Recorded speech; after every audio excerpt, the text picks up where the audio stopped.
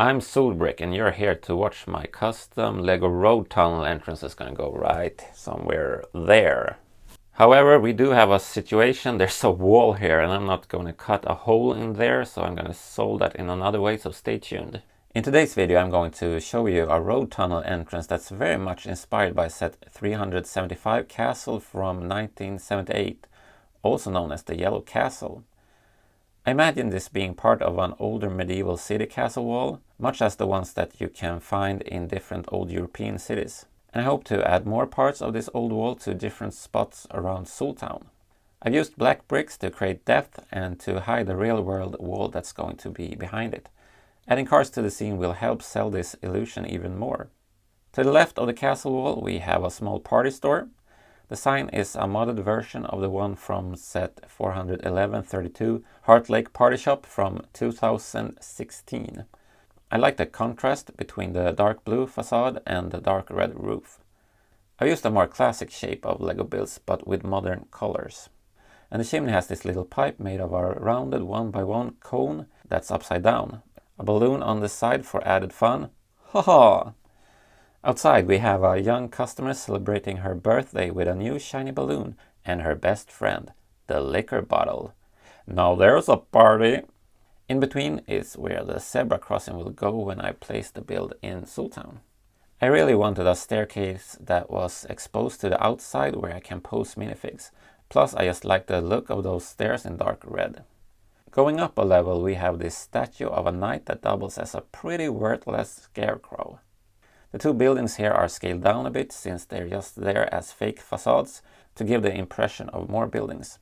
The small added house on the castle wall has this lovely old wooden plastic door that has the amazing play feature that is, well, you can open it like a door, a normal door.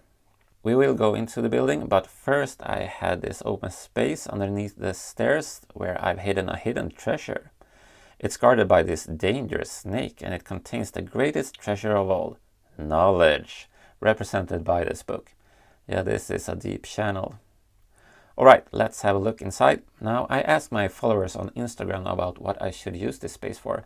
I got some really lovely suggestions, so thank you for that. May Odin bless you. However, in society there can only be one winner and the rest must perish.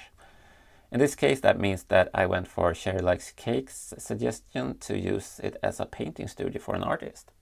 Now, it's a myth that artists should starve to create great work. It's super important to keep your blood sugar stable, so the first thing we have here is a small kitchen with a cooktop and a sink. On the side we have a fridge freezer that holds everything up. Artists usually spend most of their working hours with administration and keeping up with the business side of things. So here she has a small office, a desk with a very important coffee mug, a computer, and in the back a file cabinet where she can keep her sketches. And old used batteries and that kind of nonsense that you keep in drawers for way too long. Being an artist can really take a toll on you, so it's important to have a day bed for longer naps. There's a ladder here that looks totally safe to use. The artist herself has this cool hair color that's usually used for ghosts in the Hidden Side theme. The studio contains the mandatory cute studio dog that wants you to subscribe, like and comment. We got our typical art supply in form of cans with paint, a brush, a boombox for the funky tunes and the angst-ridden empty canvas. But are we not all born as empty canvases? Tabula rasa. The mirror on the side is there so she can paint selfies and ask herself why she didn't get a real job that pays when she still is alive and not after she's dead. On the top of the tower, the red socialist flag is raised, and this is also where the town sniper will be placed. Let's have a look inside the party store. It's a tight fit, only 4 studs wide in here. The clown works here due to the circus being banned in the People's Republic of Soltown, since the government don't like tents, especially large striped ones. The customer is also a clown, but then again, who isn't? On the walls we can see Unikitty, and the dark blue wall turns into the blackness of space higher up in the building, and that's where we can find an astronaut Unikitty.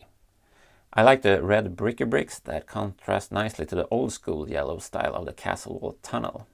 Let's pop it in its place. So here it is attached to the new road system. Let's add 6624 delivery van from 1983.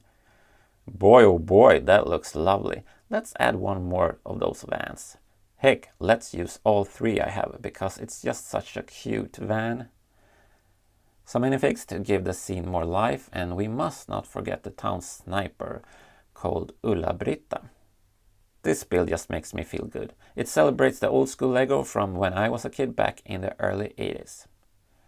With that said, make sure to stay out of the nonsense, stay awesome, and please subscribe.